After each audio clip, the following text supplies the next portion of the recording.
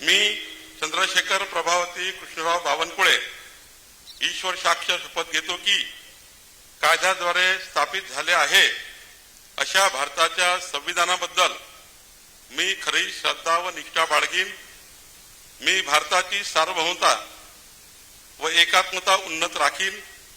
मी महाराष्ट्र राज्याचा मंत्री म्हणून माझी कामे निष्ठापूर्वक व सतत विवेकबुद्धीने पार पाडीन आणि संविधान व कायदा यानुसार सर्व तऱ्हेच्या लोकांना मी निर्भयपणे व निपक्षपातीपणे तसेच कोणाच्याही विषयी ममत्व भाव किंवा आकस न बाळगता न्याय्य वागणूक देईल।